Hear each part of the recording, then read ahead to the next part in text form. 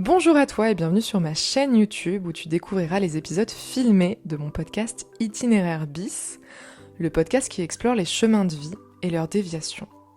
Abonne-toi dès maintenant pour découvrir ces histoires inspirantes.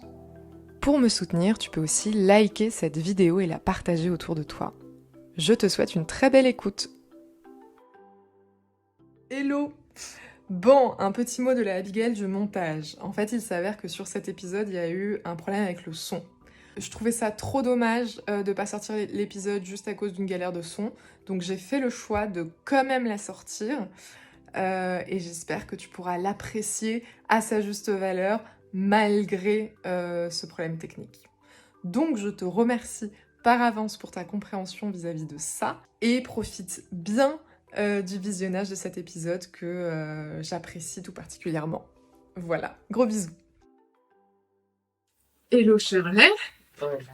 Ah là là, bon, je suis trop contente qu'on se revoie pour ce deuxième épisode à podcast.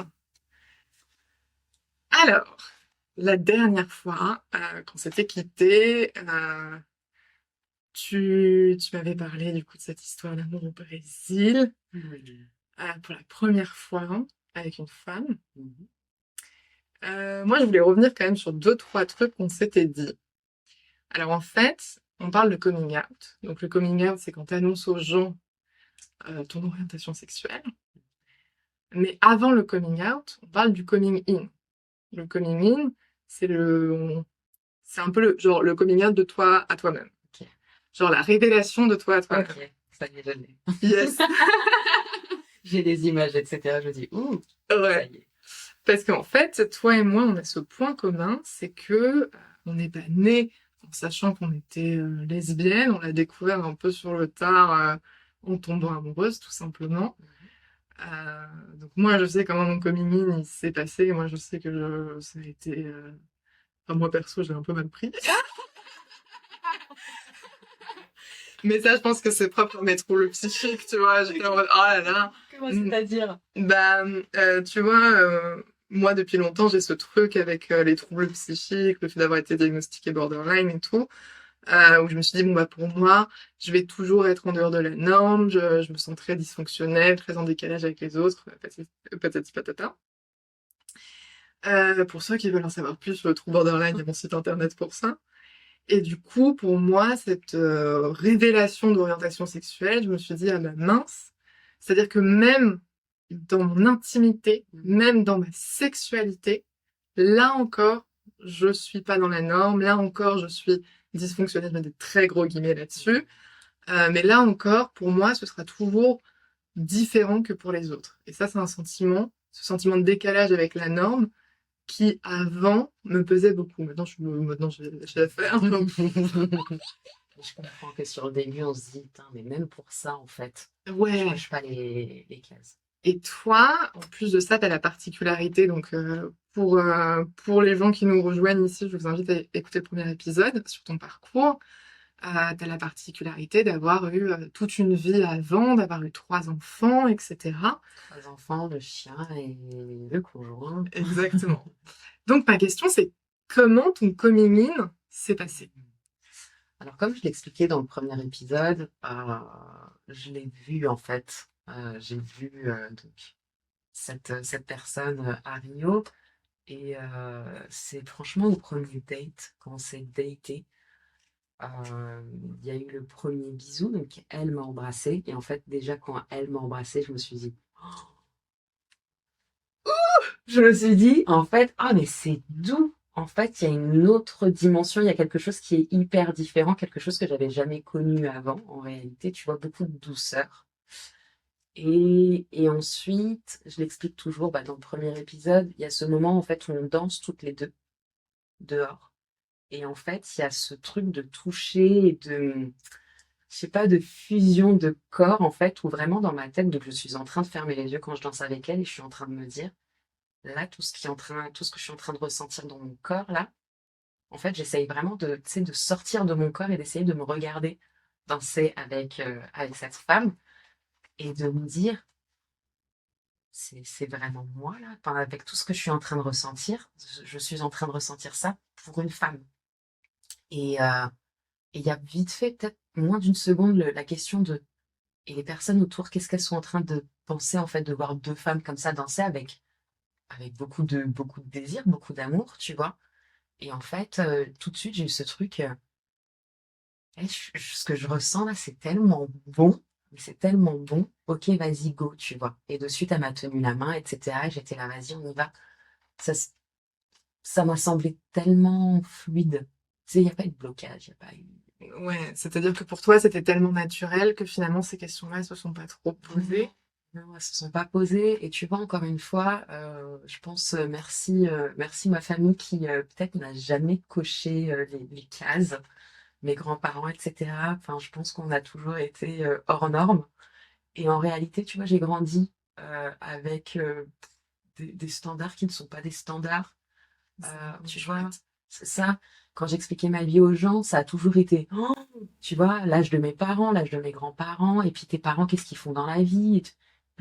Jamais rien n'a été, je crois, dit normal. Ma normalité a toujours été différente de celle des autres. Tu vois, donc je suis plus à ça. Je sais pas, ça m'a pas.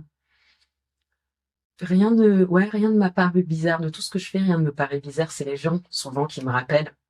C'est bizarre ce que tu fais, tu vois, ou et je suis là, mais c'est- c'est- tu vois, le mot normal, dans ma bouche, je sais que rien n'est normal dans mon normal de base. Oui, Tu vois ce oh que je là veux là. dire?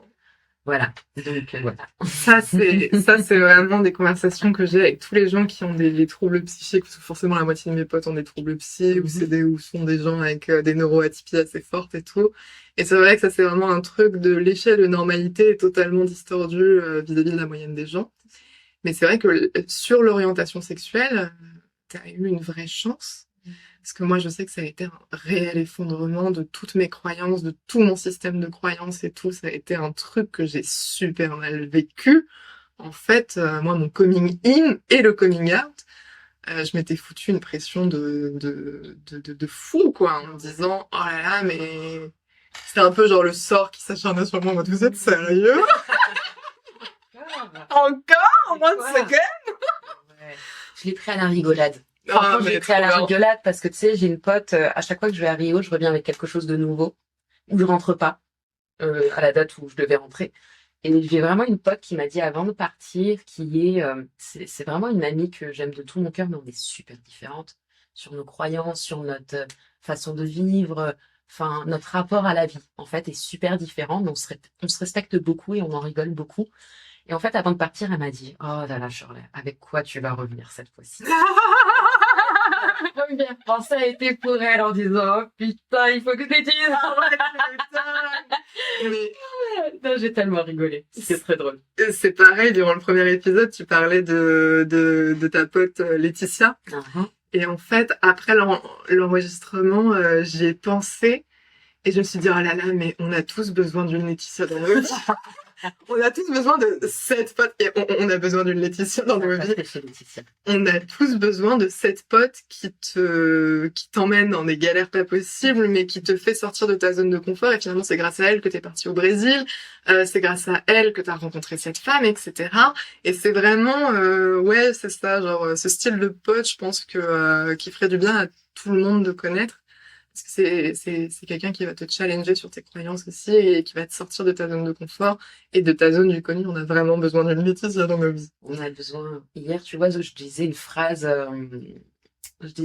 où j'ai l'impression, tu sais, d'accueillir le changement et que je suis enfin en train de déconstruire des idées. Et en fait, entre parenthèses, je mettais ou de continuer de construire, tu vois. Et en fait, c'est ce genre de personne, quand tu disais challenger, en fait, qui fait en sorte qu'on continue de se construire. Ok, ça c'est pas ok, puis ça je vais essayer, etc. Tu vois. C'est important d'avoir des potes comme ça. C'est trop important. Bah alors du coup, on a parlé de ton coming in. Moi, j'aimerais qu'on parle.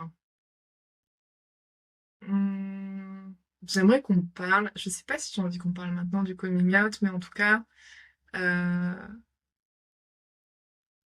su. Oui. Alors, donc, t'as vécu cette super belle histoire d'amour au Brésil. Forcément, il y a eu plein de questionnements sur est-ce qu'on continue pas. Et donc, du coup, vous avez pris la décision de continuer en longue distance France-Brésil. Et pour ça, franchement, j'ai un respect parce que moi, dans ma vie intime, mon premier copain était brésilien et j'ai fait cette longue distance France-Brésil. Moi, je le dis, mais Alors, pour ceux qui savent pas. I feel you, tu vois, genre, voilà. Donc voilà, mais en fait, je trouve que c'est ça qui est super beau dans cette histoire d'amour, c'est que c'est vraiment un amour si fort que ça traverse les océans. Oh là là, L'océan Atlantique. l'océan Atlantique. Et donc t'as dû rentrer en France après avoir vécu tout ça. Comment ça s'est passé? Alors, comment ça s'est passé? Déjà, avant de rentrer, j'ai envoyé un message à ma mère le lendemain soir, pendant la nuit. Pour moi, il était 1h30 du matin. J'ai envoyé à ma mère qui m'avait dit, tu sais, encore ce truc de catch the flight, mais catch pas les feelings, s'il te plaît. Cette fois-ci, rentre tranquille avec le cœur en paix. Et moi, j'étais là, non, t'inquiète. Et en fait, je lui ai dit, j'ai envoyé un message sur Instagram en lui disant, maman, j'ai un truc à te dire. J'ai fait de la merde. Euh, j'ai kiffé sur quelqu'un. Ou peut-être que je lui ai dit, je suis amoureuse de quelqu'un. Peut-être que je lui ai dit, je suis amoureuse de quelqu'un. Je suis tombée amoureuse. Et c'est pas un mec. Non, je lui ai dit, et c'est une meuf. J'ai enchaîné ligne par ligne, tu vois. Il y avait vraiment une ligne, une ligne, une ligne, une ligne. J'ai kiffé sur quelqu'un, je suis amoureuse, ce n'est pas un mec. Non, directement, et c'est une meuf. Et c'est une meuf, ok. Et c'est une meuf. Et je lui ai envoyé le compte Instagram de Lisa en disant, regarde comme elle est belle. Putain. Et tu vois, j'avais besoin de prouver, tu vois, à quel point. Non, mais valide, c'est incroyable, quoi. C'est une sirène. Et donc, du coup, ma mère ne m'a pas lu. Elle m'a laissé. Alors, non, elle ne m'a pas lu. Et j'ai appris peut-être 2 mois après que j'ai ma dernière petite sœur qui, à 6 heures du mat, avait entendu les alertes de ma mère. Et en fait, avait scrollé l'écran. Et c'est ma sœur, en fait, qui a 17 ans, qui a su en premier, finalement, que sa sœur, elle avait une relation avec une femme. Donc ça, c'est très drôle. Et ensuite, quand ma mère a eu Manu le lendemain et qu'elle était réveillée, elle m'a envoyé waouh, elle est magnifique, je comprends. Profite bien, mais rentre à la maison. Fais ce que tu veux, mais rentre, s'il te plaît. Voilà ce qu'elle m'a dit. J'avais aucune appréhension, quoi que ce soit avec ma mère, vraiment. Ça m'est même pas passé par la tête, tu vois. Et ensuite, bah, je rentre. Et là, je dois. J'ai des enfants, j'ai 3 enfants. Et très vite, avec Elisa, on continue de s'appeler, etc., tous les jours. Donc, mes enfants voient, on s'appelle en visio, etc. Donc, même si on parle anglais, portugais, je pense que les enfants sont très intelligents. Au bout d'un moment, bon, voilà. Et surtout, j'avais envie d'être honnête vis-à-vis d'eux. Et peu importe il allait advenir de cette histoire, pour moi, c'était important que si jamais il y a des échos à un moment donné, parce que ma fille est au collège quand même, avec les réseaux sociaux, etc., s'il y a des échos à un moment donné, je veux que mes enfants soient au courant par rapport à moi et pas à l'école. Ta mère, c'est une lesbienne. Ouais, Enfin, et pas qu'ils l'apprennent sur les réseaux sociaux. Parce que c'est vrai que pareil, toutes les deux, on a cette particularité d'être très exposées sur les réseaux sociaux. Et donc, les infos vont parfois plus vite que nous. Donc, exactement. ouais. C'est une autre, je trouve, une problématique, tu vois. Donc du coup, moi, je l'avais déjà annoncé à des amis. Dès que je suis rentrée, je l'ai dit vraiment à tout le monde. Et tu vois que de suite, j'ai été confrontée, mais ça, on pourra en parler après, à certaines femmes, sans, je ne leur demandais pas leur avis. Alors, c'était pas des amis. C'était des amis qui étaient là quand je l'annonçais à mes potes. Ou mes amis qui disaient, bah, Shirley, elle est avec une femme, etc. Et tout de suite, en fait, j'avais ce truc, ah bah moi, je sais pas comment tu fais, les hommes, je pourrais pas m'en passer, tu vois. Et j'étais là, c'est-à-dire que c'est bien pour toi. Qu'est-ce que j'en ai à faire?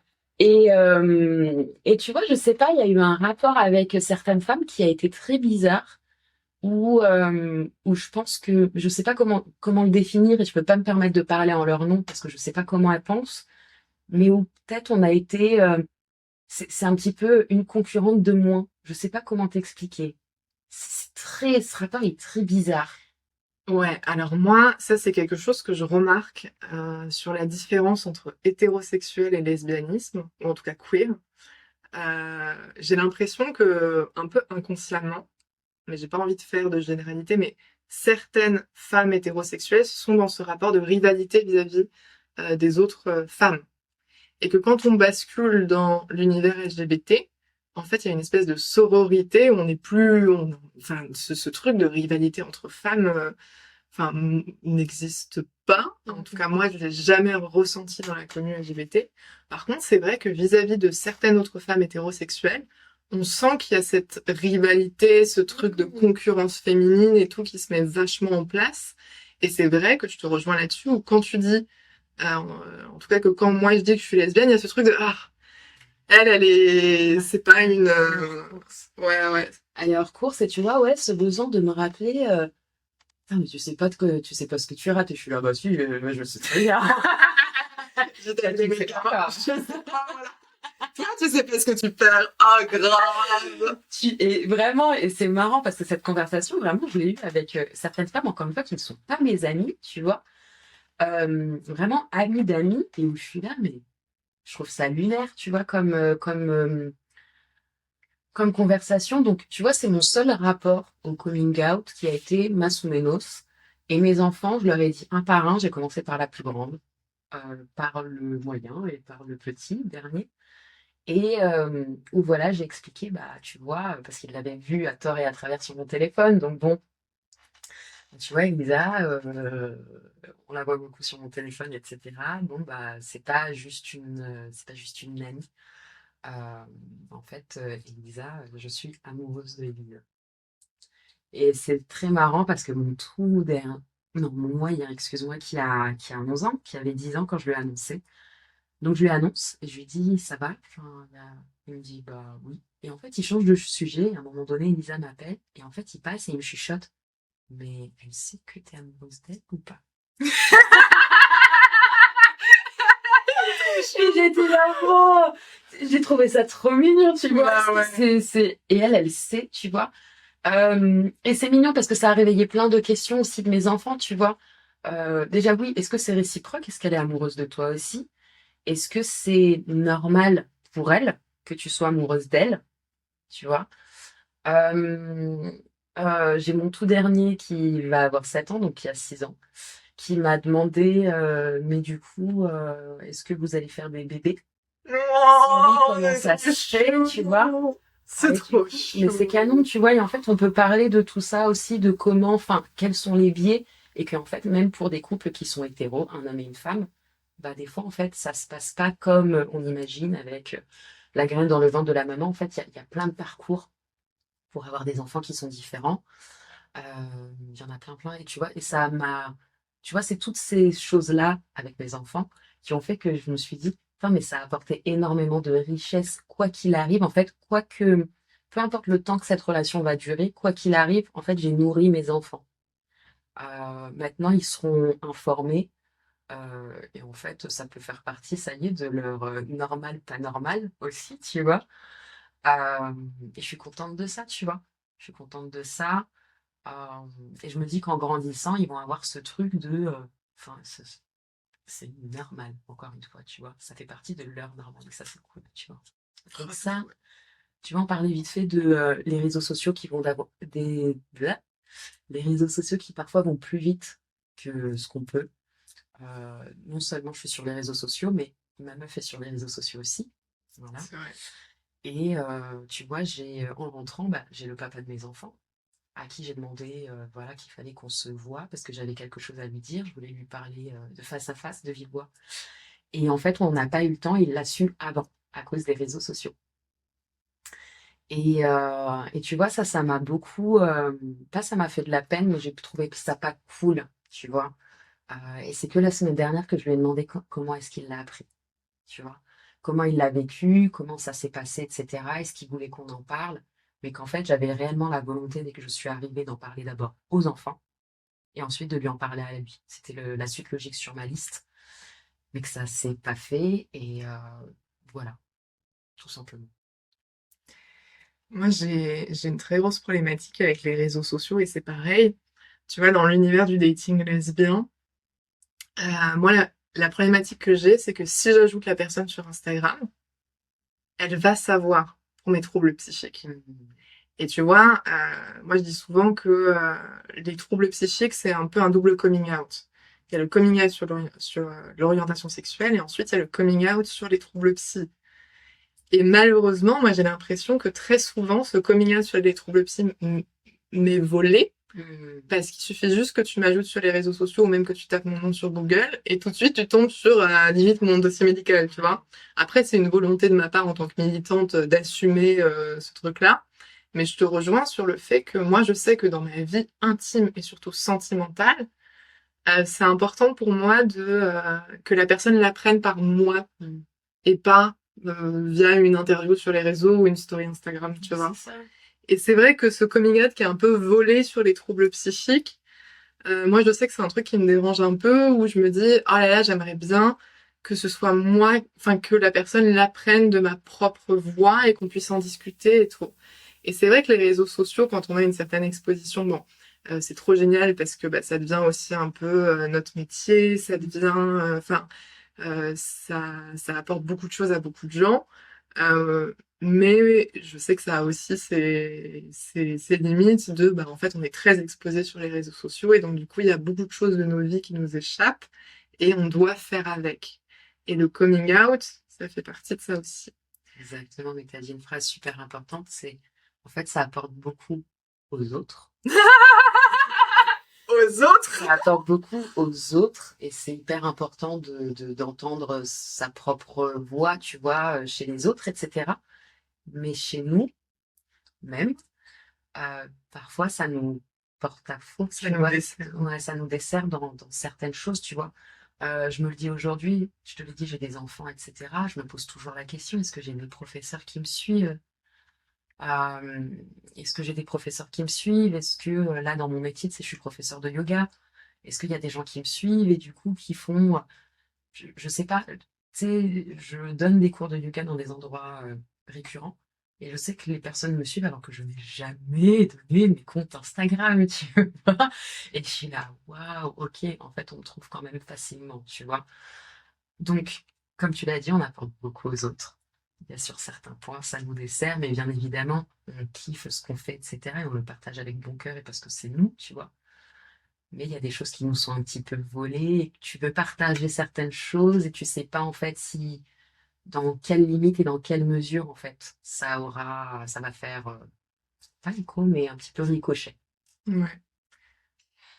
Moi, j'aimerais qu'on parle. Ce qui m'avait marqué dans un de tes reels sur les réseaux sociaux, c'est que tu parlais peut-être des retours vis-à-vis de ton coming out qui n'avaient pas été forcément très chouettes. La lesbophobie, je crois que c'est comme ça qu'on dit. Exact. La lesbophobie. Moi, j'aimerais quand même partager une anecdote sur mon propre coming out vis-à-vis de la lesbophobie. On dit comme ça? Ouais, lesbophobie. Ouais, ok. Je crois. Tu mets le truc. Je sais pas que c'est lesbophobie. Moi, je sais que j'ai vécu une scène un peu lunaire quand j'ai fait mon coming out où j'avais certaines de mes potes ou quand je leur ai annoncé que j'étais tombée amoureuse d'une femme. Sur le coup, tout le monde paraissait hyper ok avec ça, patati patata. Et j'ai une anecdote sur une pote à moi où quand elle m'a fait la bise, c'était la bise la plus gênante que j'ai jamais eue de toute ma vie. Et vraiment, genre, je lui ai envoyé un message après et tout. Je lui ai dit, non mais tu sais, genre, on peut en parler, si t'as des questions, des trucs, patati patata. Et en fait, j'ai réalisé que cette personne, d'un coup, était plus du tout ok pour me faire la bise.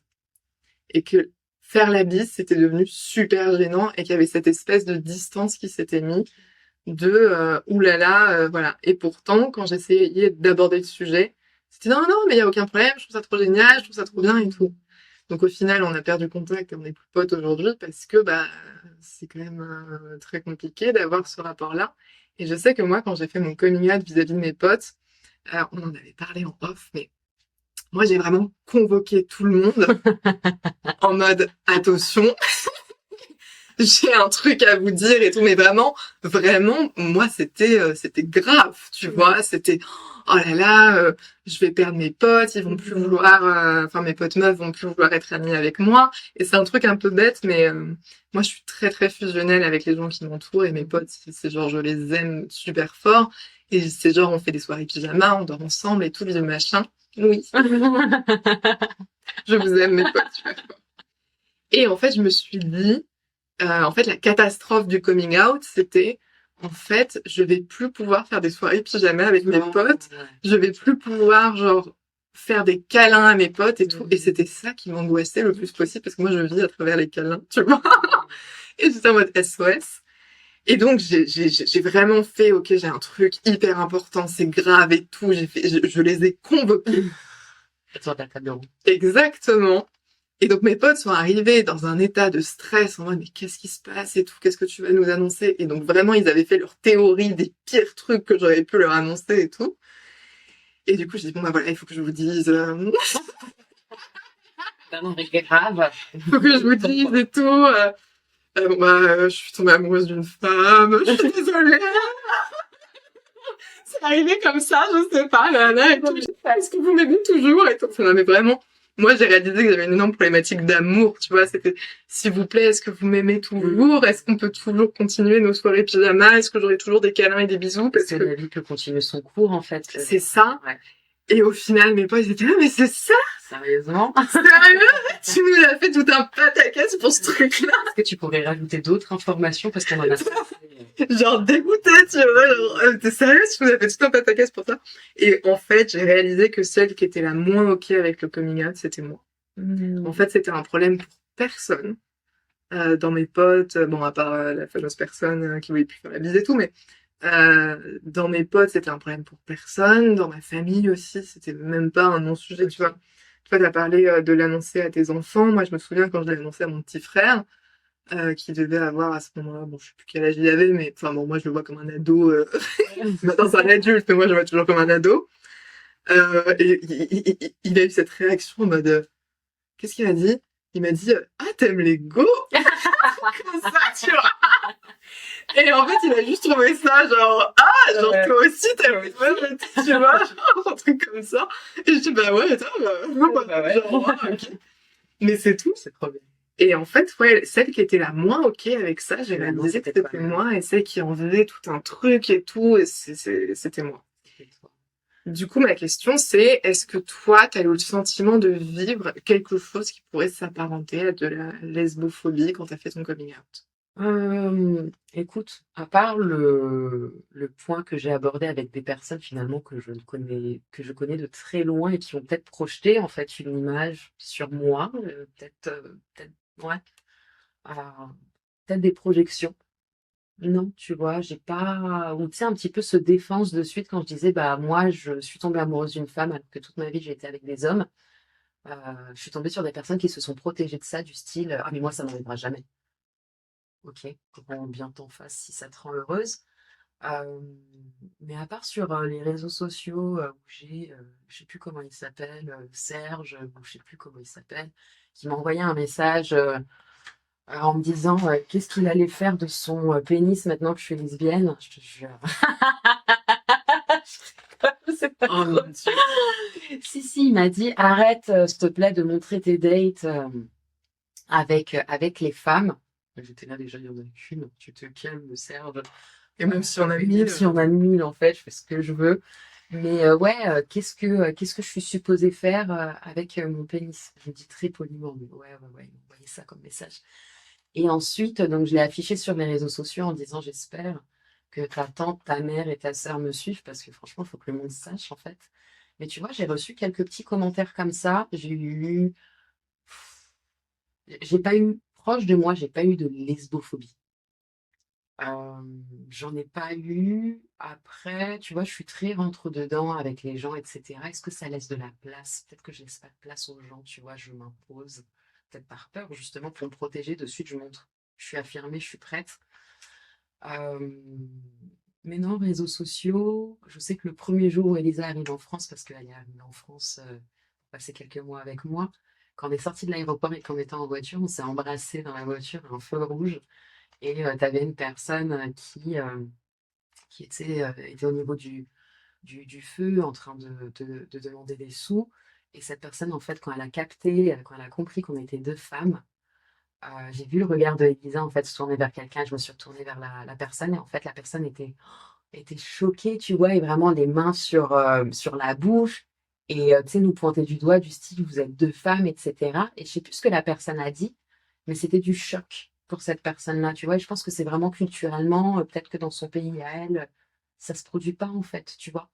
Donc je sais qu'Elisa à ce moment-là, elle l'a pris pour de la lesbophobie. Et moi, j'étais là, on est juste tombé sur quelqu'un où, en fait, on est tellement à l'opposé de toutes ces croyances, mais il n'y a pas eu de. Je l'ai pas vécu comme une violence, tu vois. Peut-être lesbophobie qui en fait partie un petit peu, qui touche un peu, c'est souvent, on me répète, que c'est une passade, c'est une phase.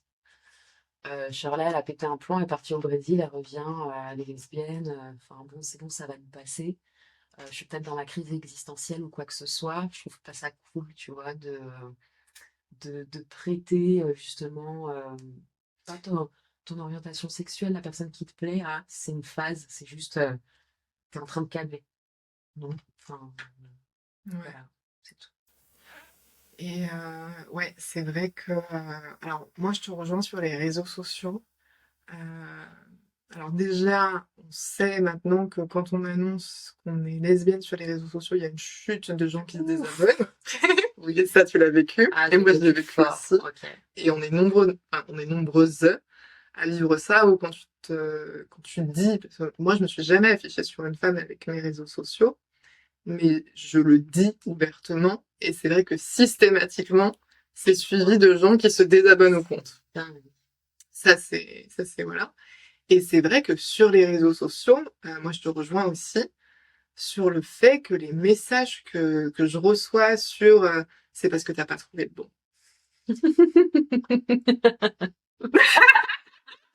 Ton rire, il est génial. Oui, il y a c'est parce que t'as pas trouvé le bon. Il y a oh là là, c'est trop dommage parce que enfin genre parce quel que gâchis. ouais voilà c'est ça, quel gâchis pour les hommes et tout, quel gâchis, genre non non non et tout, et t'es en mode, bon laisse tomber. Alors on va rappeler quand même qu'il y a plus de femmes sur Terre que d'hommes, donc je pense qu'ils ont bien à faire avec le nombre de femmes hétéros, etc. Les gâchis, il y en a pas. C'est- Et puis moi je pense aussi qu'il faut bon là c'est un autre débat mais que qu'il faudrait aussi que comment dire, oh là, une populaire opinion. J'allais dire, attends, vas-y, dis. Parce que je me vois réagir dessus. Je vais dire ça. Non mais genre que certains hommes devraient vraiment se remettre en question sur Mais la façon. oui, j'attendais que tu dises ça. C'était là, c'est mon oui, et là, oui, oui. C'est juste avant de partir au Brésil. Je n'ai jamais eu de relation avec les femmes avant. J'ai eu une Ouais, conversation avec un ami. Ami, si tu te reconnais, je t'aime de tout mon cœur. Et en fait, cette personne-là était en train je pense, de tenter sa chance. C'est pas je pense, il tentait sa chance, mot pour mot. Et en fait, je sais plus de quoi on parle à un moment donné. Si, on parle de ça. Je lui dis que pour moi, c'est important.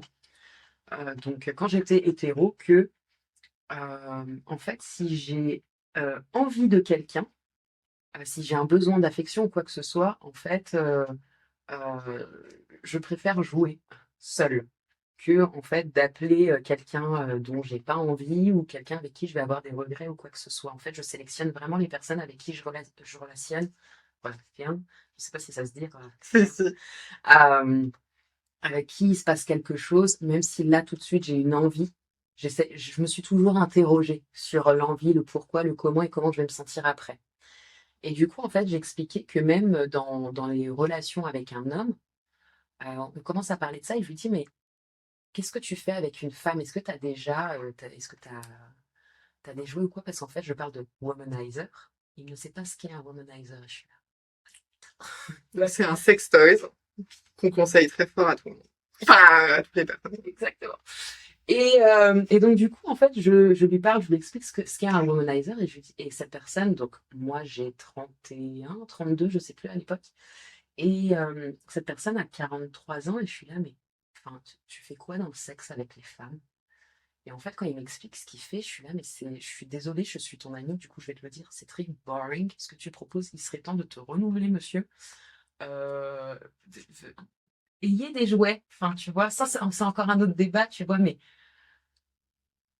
franchement, en fait, avoir une relation avec un autre humain, que ce soit entre mecs, que ce soit entre meufs, que ce soit un mec, une meuf, que ce soit non-genré, tout ce que tu veux, il y a 1 milliard de possibilités, tu vois. Allez-y, essayez. Euh, Pourquoi on dit tout ça? Euh, Non, mais parce que moi, je regrette que certains hommes re-questionnent pas le modèle qu'ils proposent aux femmes hétérosexuelles. Et tu vois, moi, je sais que notamment dans le féminisme, quand on voit que la base du message, c'est, enfin, sur le consentement, je prends l'exemple du consentement. La base du message, c'est quand c'est pas oui, c'est non. Et moi, je fais, waouh, on est à ce niveau-là de, c'est-à-dire que la barre est tellement basse d'un point de vue apprentissage des relations entre êtres humains, notamment au niveau de la sexualité. La, la barre pour certains, certaines, c'est quand c'est pas oui, c'est non. C'est-à-dire que cette base-là, ils l'ont même pas. Et, et donc moi, forcément, dans ma sexualité de lesbienne, je me dis, mais si c'est ça le référentiel, je suis large, je suis grave large, tu vois. Et franchement, quand on parle sexualité avec des femmes hétérosexuelles, et c'est là aussi parce qu'on dit faut comprendre que l'homosexualité n'est pas un choix.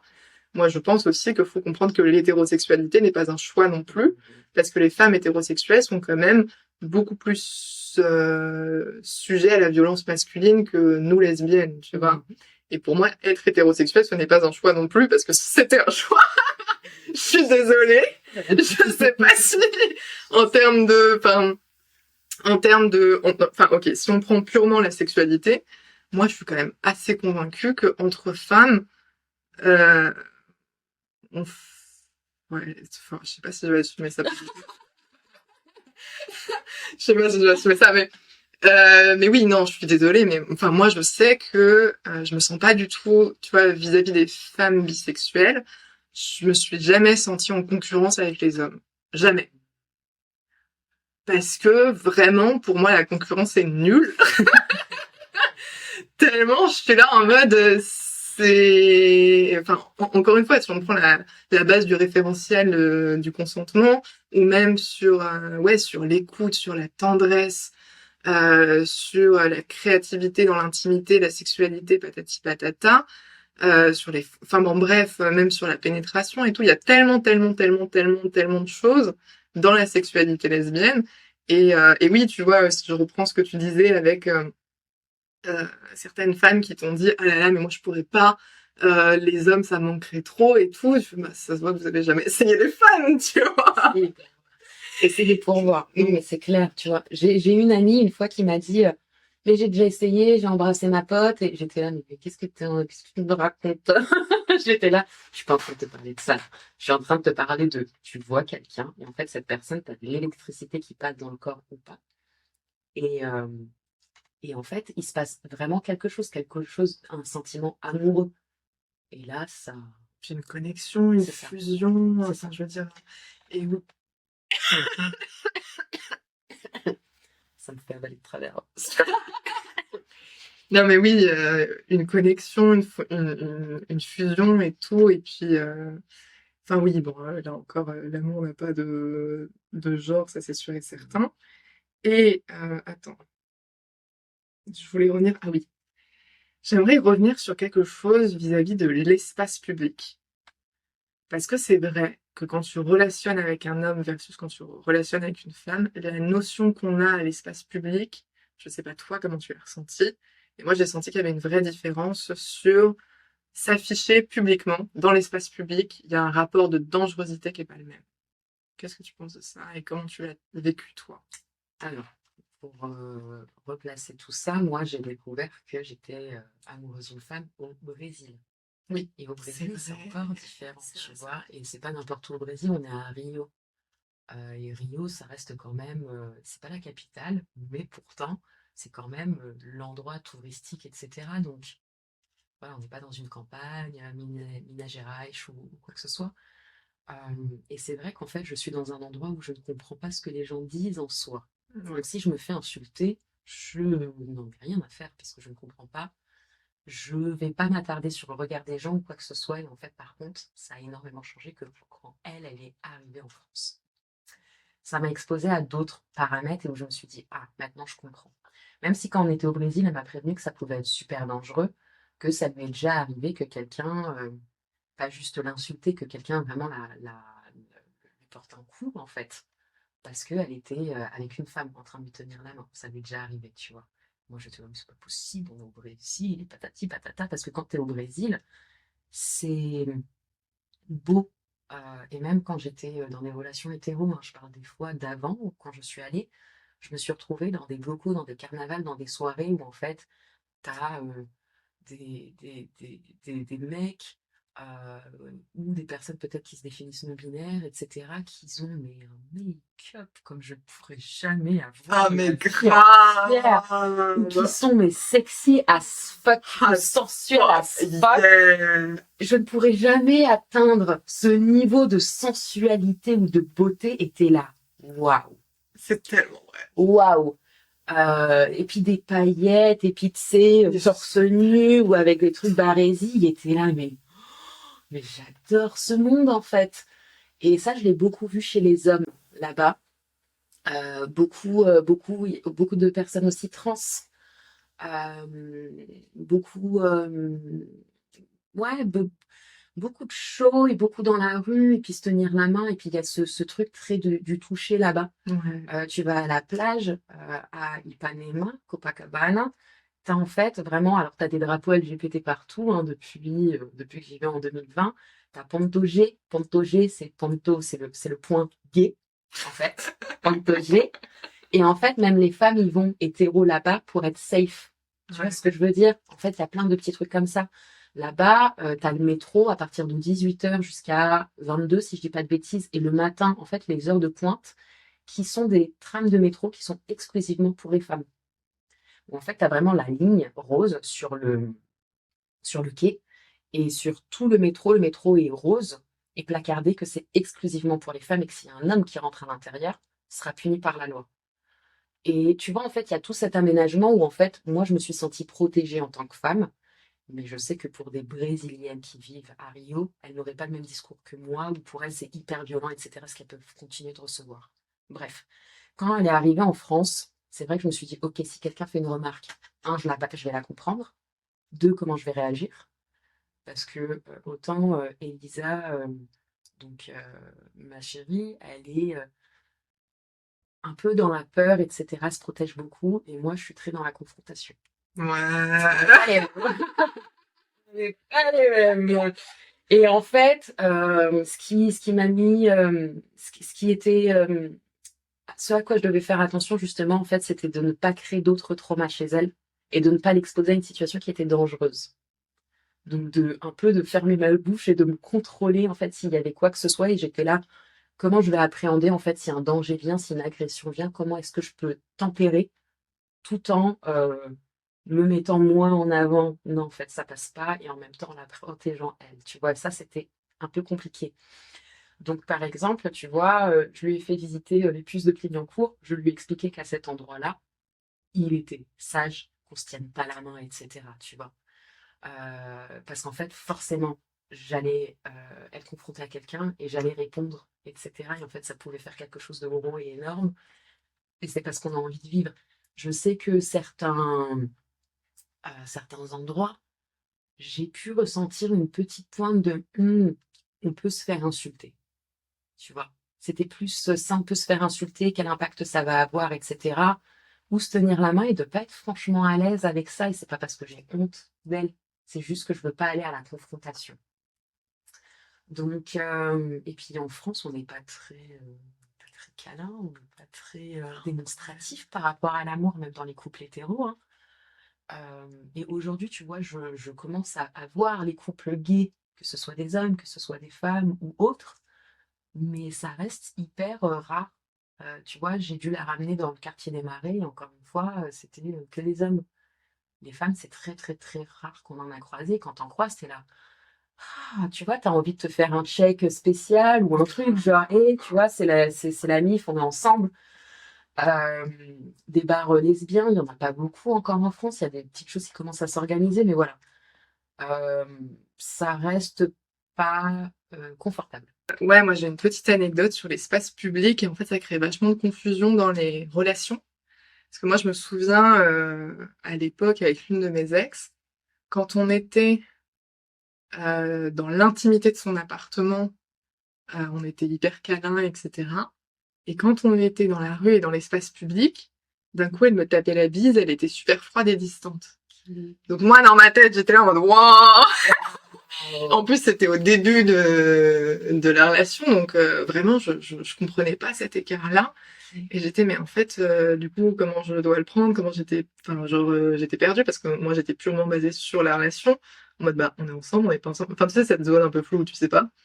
Exactement, et tu compares un peu avec les relations que tu as avant avec les mecs, en Avec disant, les elle est en mecs. train de quoi? Je Ouais, suis qu'est-ce qui se quelqu'un dans passe? l'intimité, mais en vrai, elle m'assume pas. Exactement. Et en fait, c'était purement lié à l'espace public et au regard des autres. Et en fait, au final, ça lui a mis bien 3 mois avant de réussir à m'embrasser pour me dire bonjour dans la rue, tu vois. Et on sent que c'était un vrai truc. Et en même temps, moi, je le vivais super mal. Je me tape la bise à chaque fois. Je suis qui, en fait? Pourquoi tu me tapes la bise, tu vois, alors que... Enfin, bref. Donc ouais, oui, alors je suis très contente pour qu'on parle de cette histoire parce que moi, il y a quelque chose que je vis super mal dans l'univers lesbien. C'est que, tu vois, alors chez les gays, moi j'ai l'impression qu'il n'y a aucun souci. Chez les gays, Poser la question. non mais moi j'ai mon meilleur ami qui est gay, on a fait plein de boîtes gays, j'adore la vibe des boîtes gays et tout. Je veux dire sans être trop caricatural ni quoi que ce soit, mais ils sont quand même très genre outgoing, tu vois. Et genre quand t'as deux mecs qui se plaisent, on sait qu'ils se plaisent. C'est rapide, c'est fluide, c'est limpide, ça y va. Moi, ce que je critique dans l'univers lesbien, c'est que nous, les lesbiennes, c'est genre, en fait, j'ai l'impression qu'on est vachement dans une position de passivité et qu'on n'est pas du tout proactive dans la drague et que moi, j'ai l'impression qu'en tant que femme, on n'a pas trop les codes de la drague et on ne sait pas comment s'apprivoiser quand t'as une femme qui te plaît, même dans des bars lesbiens, tu vois. C'est-à-dire que dans les bars lesbiens, Genre, on se sait. on se ouais. Mais tu vois, pour en avoir parlé déjà avec plusieurs lesbiennes aussi, c'est genre quand t'as une meuf qui te plaît, tu la regardes, tu fais un eye contact et puis il se passe rien. Et puis après, c'est genre... Et encore Et si c'est t'as le tout. courage de faire un eye contact. Et moi, si tu me plais, il ne se passe rien. C'est ça. Il ne se passe rien. Et en fait, ce truc-là, c'est hyper pesant parce que du coup, il se passe jamais rien. Alors que pourtant, on se sait, on se plaît, tu vois, tout ça. Mais je pense qu'il y a un rapport à la féminité qui est vachement intimidant, qui est vachement tout ça. Et t'en avais un peu parlé durant le premier épisode de comment on fait pour aborder une femme parce que en fait, on est paumé, on sait pas. Et moi, je pense que c'est très lié, tu vois.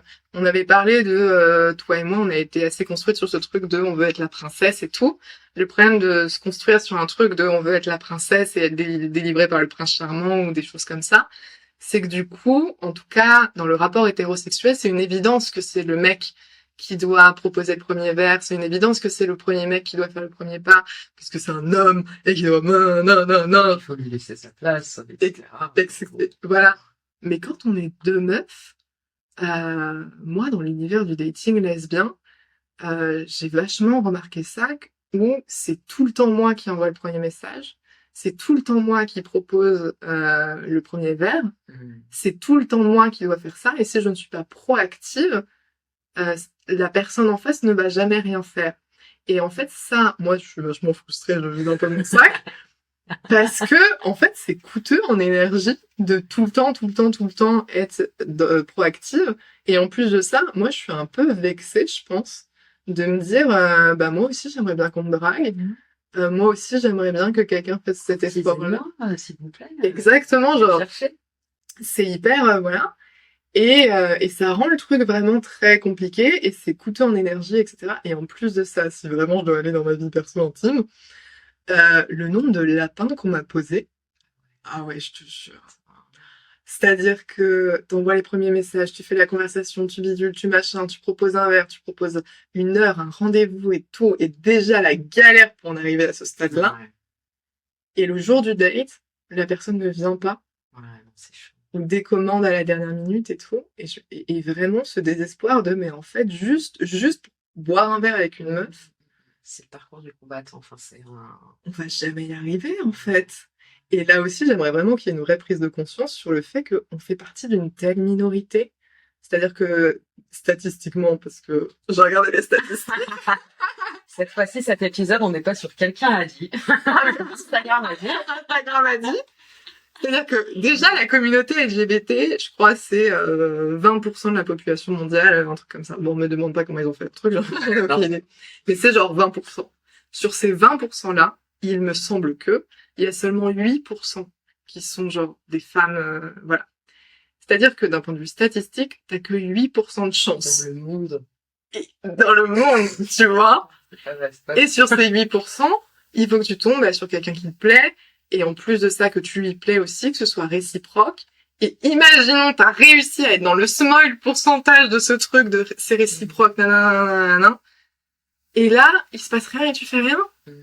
Mais tu te rends compte, genre C'est chaud. c'est chaud. C'est chaud. C'est chaud de ouf. C'est chaud. Je termine mon petit, je vide mon sac de mes frustrations. Non, qu'est-ce que je voulais dire? Oui. Moi, je suis pas du tout application de rencontre. Moi, je suis incapable d'objectiver quelqu'un sur ses photos et tout. Je me fais violence parce que quand on fait partie de cette telle minorité, bah, malheureusement, les applications de rencontre, j'ai l'impression que c'est un passage obligatoire parce que sinon, bah, on se rencontre jamais. Parce qu'en plus, il me semble que toi et moi, on a aussi ce truc-là de, on est les seules lesbiennes dans notre bande de potes hétéros. Voilà.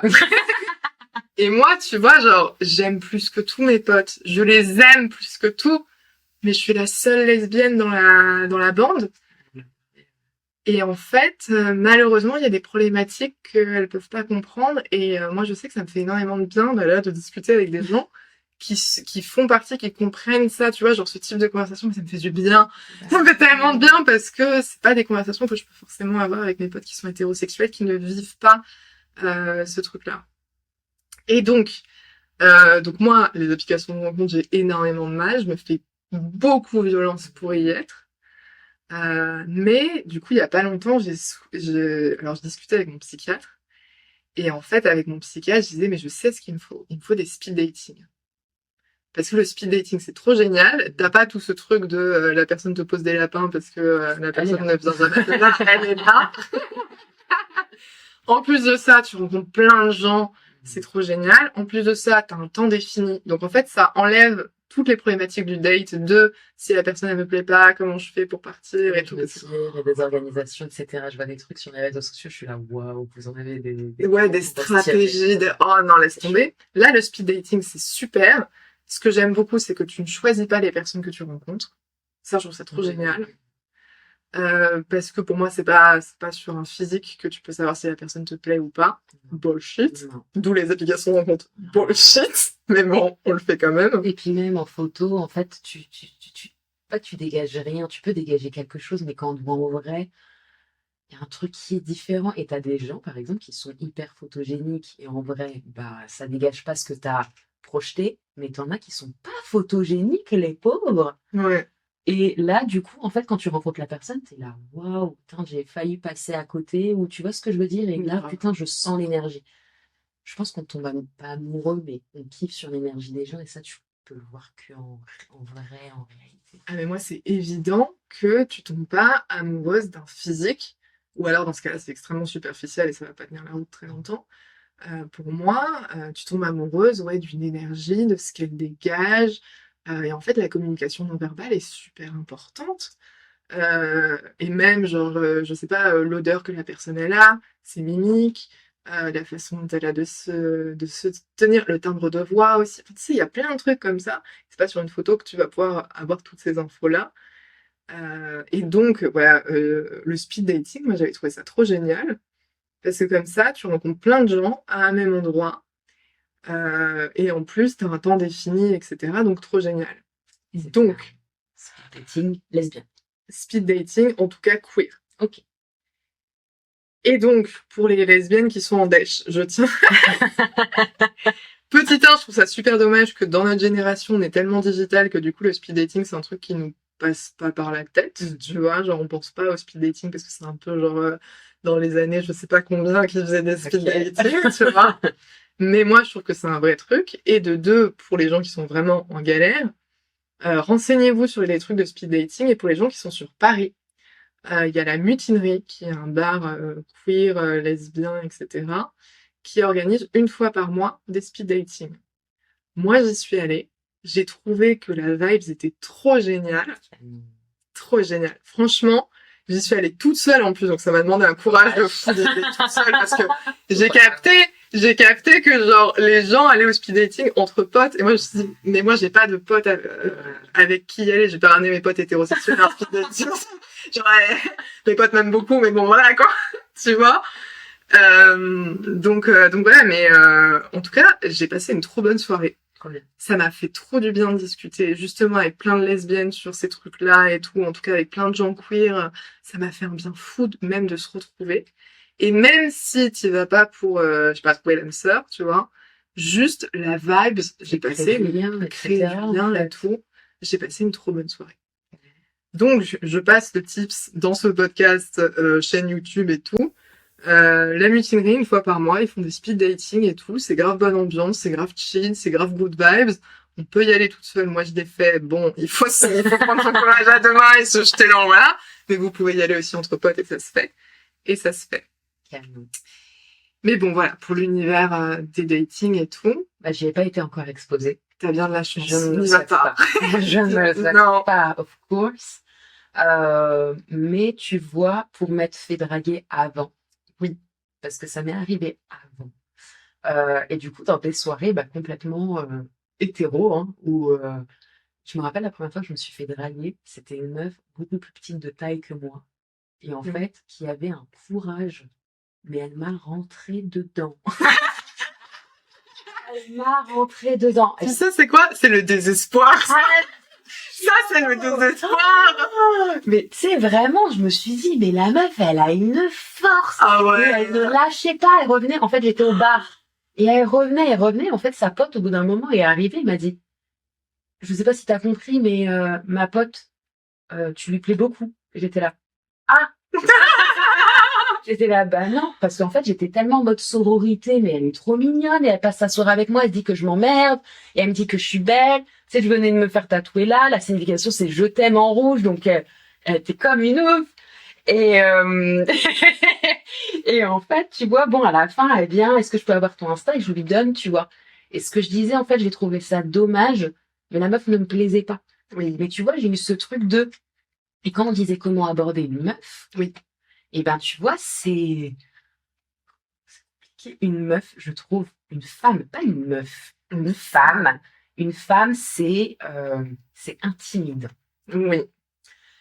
Parce qu'on sait, une femme, j'allais dire, c'est powerful. Ça a du, j'ai l'impression d'être Affida Turner quand je dis ça. Voilà, je me calme. En fait, ça a un pouvoir, une femme, ça dégage un truc, et même une personne qui peut être introvertie ou pas trop, t'es quand même une femme, en fait, et en fait, j'ai envie de te respecter, et j'ai envie de te faire comprendre que tu me plais, mais tout en ne te manquant pas de respect, en faisant bien, et comment, en fait, je peux optimiser ton temps. Et tu vois, c'est un peu ce truc de pas te déranger, et surtout, si tu me mets un bâche, comment je vais le vivre, en fait, tu vois, plus jamais. Et c'est très compliqué, parce qu'au-delà de la peur, etc., on se dit, mais on commence par quoi? Et je dis quoi? Et enfin, voilà.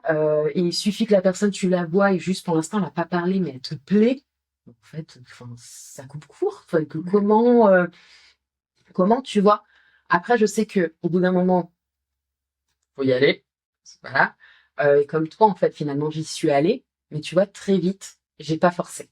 Ouais. J'ai pas forcé. J'ai vu qu'en fait, il y avait, pour moi, en tout cas, j'ai pris ça comme, vas-y, il n'y a pas plus que ça de réciprocité. Bah, vas-y, lâche. Salut, ciao, bye. Bonne nuit. Voilà. Après, finalement, ma meuf est revenue me chercher parce que ça y est, j'avais lâché l'affaire, tu vois. Ah. Mais tu vois, encore une fois, même, je me rappelle du premier bisou. En fait, à quel moment, comment ça se... En fait, je ne savais plus où est la sororité. Et juste, on a une bonne conversation et ça se passe bien. Ça, c'est un vrai problème. Ou est-ce qu'on commence à romantiser, est-ce qu'on commence à flirter? Et tu vois, la barrière, t'en parlais avec l'amie que tu avais, qui finalement voulait plus te faire la bise, etc. Parce que tout d'un coup, elle s'est dit, putain, peut-être qu'en fait, un jour, enfin, peut-être qu'une bise, en fait, c'est même ça, en fait, on va sexualiser ça, c'est trop dommage, tu vois, j'entends, mais c'est trop dommage. C'est un peu, j'avais ce truc avec les personnes gays, j'en parlais beaucoup à mes ex, etc. À chaque fois, je leur disais, mais qui avaient des propos homophobes, pour tous, je crois d'ailleurs. Et à chaque fois, je leur disais, mais t'as peur de quoi? Qu'il y ait un mec qui se glisse derrière toi et tous les mecs ne te veulent pas, hein, t'es pas le centre du monde. Et comme justement, en fait, les meufs qui aiment les autres femmes, vous n'êtes pas le centre du monde et en fait, on va vous respecter plus, donc il va rien se passer. Euh, et c'est vrai que ce truc bah, pour le premier bisou, je me rappelle en fait que petit à petit, on était assises, je disais, sur l'escalier rouge à Rio, là, escalier Serralin. Et en fait, petit à petit, inconsciemment, peut-être consciemment, je ne sais pas. Tu vois, il y a nos genoux qui commençaient à se toucher, etc. On était assises. En fait, petit à petit, on a rajouté peut-être de la proximité, mais même ça, j'étais là, est-ce que c'est oui? Est-ce que... Ah, à quel moment? Et je pense qu'on était dans des phrases où on commençait à chercher un peu notre conversation, genre, tu sais, ah, ma phrase est terminée. Et je me rappelle que je termine une phrase et quand je relève la tête, là, elle m'embrasse, tu vois. Mais c'est vrai qu'elle m'a posé la question après, si je ne t'avais pas embrassé, est-ce que tu l'aurais fait? Ma réponse était non. Je n'aurais pas osé, en fait. J'aurais pas osé parce qu'en fait, pour moi, bah moi, je sais que t'es la première meuf qui me plaît, hein. Et moi, je me dis qu'en fait, tu vois, t'as un petit peu ce truc t'as plus de pouvoir que moi parce que toi, je l'ai compris de suite, en fait. J'étais pas la première. T'as l'expérience. T'as l'expérience, donc vas-y, embrasse-moi, fais un truc, tu vois, fais un move. Euh, mais c'est dur, tu vois, c'est dur. Là, je me projette pas, mais je le sais que même pour mes potes, etc., comment on aborde une meuf, en fait, même dans ma relation avec ma meuf aujourd'hui, tu vois, même dans l'intimité, à quel moment, en fait, je lui fais comprendre que, en portugais, on dit gostosa. Gostosa, c'est là quand tu dis, C'est un podcast, je sais pas la vidéo, mais c'est pas les musiques qui est... oui, mais tu vois, c'est un peu genre, je te veux. C'est je te veux, mais tu vois, littéralement en français, mais ça donne pas la même chose. C'était bonne, mais c'est pas, Ouais. c'est très trash. Mais gostosa, il y a un truc, il y a gosto c'est j'aime, tu vois, il y a un truc. Et à quel moment, en fait, tu vois, à quel moment je peux pas te déranger, mais je veux pas te déranger, mais je veux faire comprendre que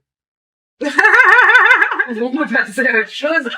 Tu vois, il y a plein de trucs et dans l'intimité, à ce moment-là, est-ce que je peux faire ci? Est-ce que je peux tout toucher là? Je sais que mes premières fois, mais je n'osais pas toucher ma meuf.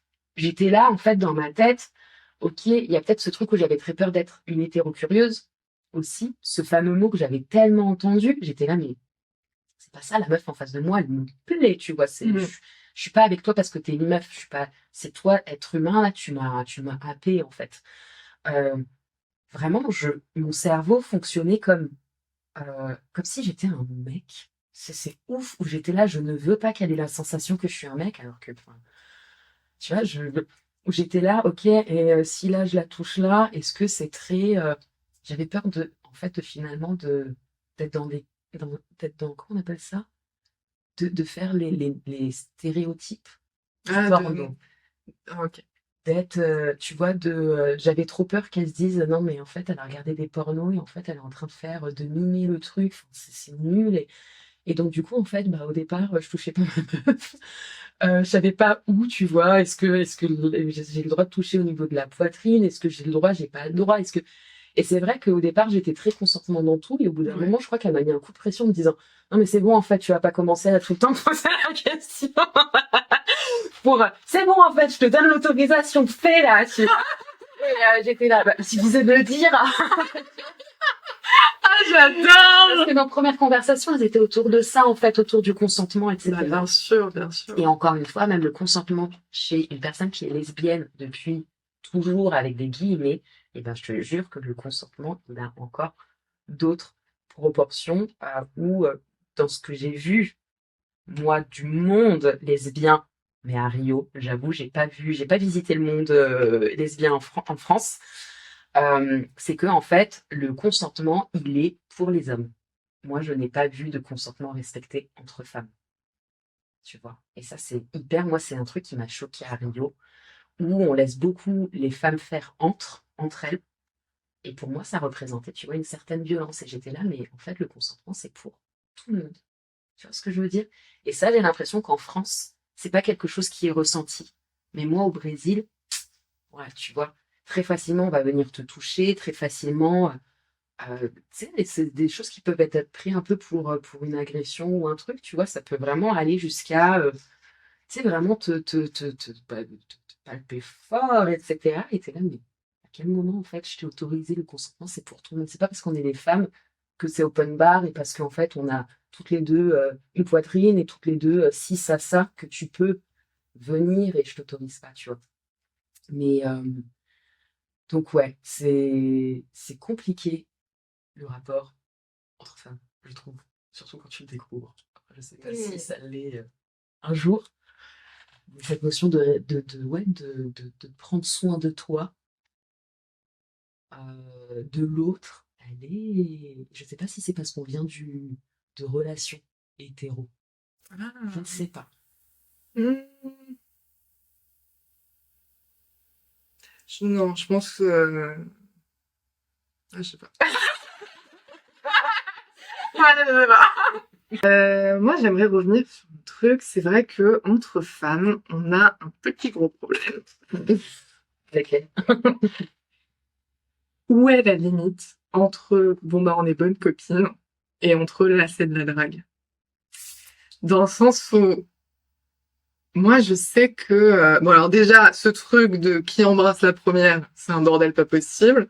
Moi je me souviens, j'avais eu un énormissime crush sur une fille qui en taille était plus grande que moi. Elle faisait 1,80 m. Ok. Et là, j'ai tapé un coup de gueule. Chez mon psychiatre, tu vois, où j'étais, franchement, il devrait y avoir une espèce, entre meufs, il devrait y avoir une espèce de règle de, eh, vas-y, celle qui est la plus grande en taille, c'est celle. Allez, c'est plus simple. Ah ouais, Je vais à quel moment? à quel moment, tu vois, t'es à peu près 1,80 m, tu dis, ah. Bon, bref, une galère pas possible, mais c'est vrai que bon, enfin, il y a énormément, genre juste le premier bisou, c'est une galère pas possible de, qu'est-ce qu'on fait, comment, nanana, bon, bref. Et je pense que tu l'as très bien dit, dans l'intimité, c'est pareil. Tu poses 1000 fois le consentement avant de faire quoi que ce soit, et au bout d'un moment, j'ai dit, bon, allez, vas-y. On y va, là. C'est compliqué. C'est compliqué. C'est compliqué. Tu sais, j'ai parlé avec ma meuf qui me disait qu'une fois, elle a testé, elle s'est dit, vas-y, cette fois-ci, je vais rien faire. Qu'est-ce qu'il y a pas avec moi, avec une personne qu'elle a connue avant. Ouais. Et elle me dit, je te jure, Shirley, qu'on s'est embrassé peut-être pendant 4 ou 6 heures et j'étais là, mais en fait, il va y avoir un autre move, un truc. Et elle me dit, tant que je l'embrassais, il ne se passait rien. Et, elle me dit, et en fait, elle m'a dit, j'ai fait le test avec beaucoup de femmes. Si tu ne fais pas un move, Oh là là, c'est fou, ça. il se passe rien. Ouais. C'est fou qu'on soit autant passive. Ouais. Je sais pas si je sais pas si c'est mélangé à de la peur ou, je pense que vraiment c'est autour de la peur, tu vois. C'est vraiment mais en même temps, en fait, si on est deux à avoir de la peur, on est là. Mais en fait, peut-être qu'elle veut pas. Et si, en fait, elle a rien fait pour l'instant, elle veut pas. Et peut-être que si je le fais, je vais forcer. C'est vrai que On n'est pas démonstrative. ouais, c'est vrai que maintenant que tu le dis, j'ai eu ce problème avec... Ouais. Ce truc de, en fait, finalement, il se passe rien parce que la personne a trop peur de... Ouais, je pense qu'on est hyper paralysé par cette peur de faire un move et tout. Ouais, carrément.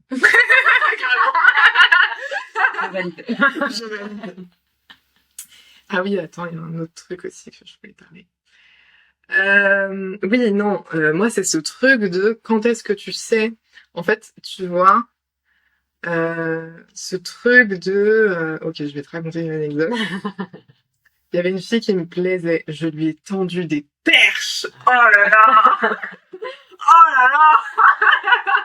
J'ai lancé mes 1000 perches, tu vois, que ça mord. en attendant que ça mord et tout. Et en fait, au bout d'un moment, je me suis dit, bon, bah, tu sais quoi? J'ai fait un max de sous-entendus, j'ai fait des blagues, des trucs, nanana, nanana, pour lui montrer que patati patata.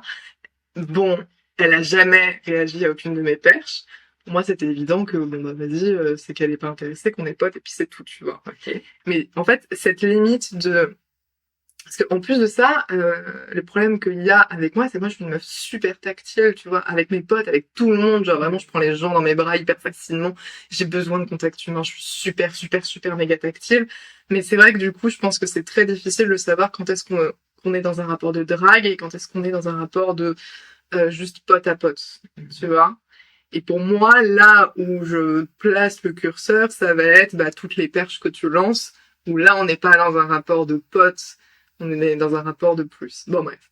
Au final, cette fille-là, bon, bah, je me suis dit, bon, elle réagit pas, donc laisse tomber. J'ai quand même pris mon courage à deux mains, mais de façon assez lâche, parce que j'ai attendu... euh, Oui, donc au final, j'ai quand même pris mon courage à deux mains. Je lui ai dit, bon, bah, tu sais quoi, il faut que je te dise et tout. En fait, j'ai eu un crush sur toi, carrément. Tu me plais et tout. Genre, j'ai vraiment mis les choses au clair. Là, les mots étaient posés. Les mots étaient posés. Et en fait, elle me répond, ah bah moi aussi. Et j'étais en mode, j'étais en mode, mais meuf, t'es sérieuse? J'ai passé combien de temps C'est ouf. à te lancer des perches, à bidule, à machin. T'as jamais répondu une seule fois, genre, même une micro-insinuation, tu vois, quelque chose. Et quand elle m'a dit que c'était réciproque et que je lui plaisais aussi, j'étais en mode, oh mon dieu, mais combien de fois on passe à côté de choses comme ça, à cause de trucs comme ça. Et donc, tout ça pour dire, c'est très difficile de savoir quand est-ce qu'on est dans un rapport de copine à copine et quand est-ce qu'on est dans un rapport de drague. La barrière, elle est très mince, je pense. Et tu vois, je pense que quand tu es en couple aussi, c'est compliqué de savoir quand est-ce que les copines, Ah, sont des copines. Ah ouais, c'est vrai, j'avais tu pas pensé vois, à ça. quand est-ce que les copines sont vraiment que des copines ou quand est-ce qu'il y a une meuf qui kiffe sur toi ou un truc, c'est compliqué, tu vois, à moins de l'exprimer. Et après, tu vois, je me dis, des fois, il y a des trucs, t'es là, pas ça pue, mais ça sent, tu vois, t'es là, más ou menos. Mais je pense que c'est très propre à chacun. Encore une fois, je te disais, dans le rapport à la drague, comment est-ce qu'on drague, etc. Tu vois, toi, tu fais des blagues. Moi, je fais des sous-entendus. Les Je sous-entendus. fais des sous-entendus qui deviennent de plus en plus gros. Ouais, genre, est-ce que tu vois la banane arriver ou pas? Ouais, et si la personne réagit à ça, je me dis, ok, on est sur la même longueur d'onde. Et si la personne réagit pas à ça, je me laisse tomber. Et après, tu te dis, pourquoi pas le tout pour le tout, comme t'as fait avec la meuf, et finalement, elle t'a répondu que oui, tu vois, qu'elle aussi, c'était réciproque. Bah, moi, je pense que maintenant, j'opte pour la stratégie de la transparence en mode, bon, bah, j'ai un crush sur toi, Ouais. je te le dis, et puis voilà. Mais parce que de mon expérience personnelle, c'est ça qui marche le mieux.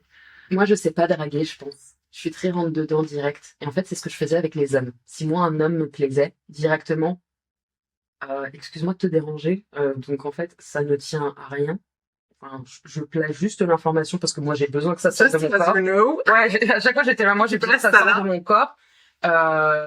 Tu me plais ou je te trouve magnifique. T'en fais ce que tu veux. Allez, bonne soirée. Voilà comment je faisais. Tu vois.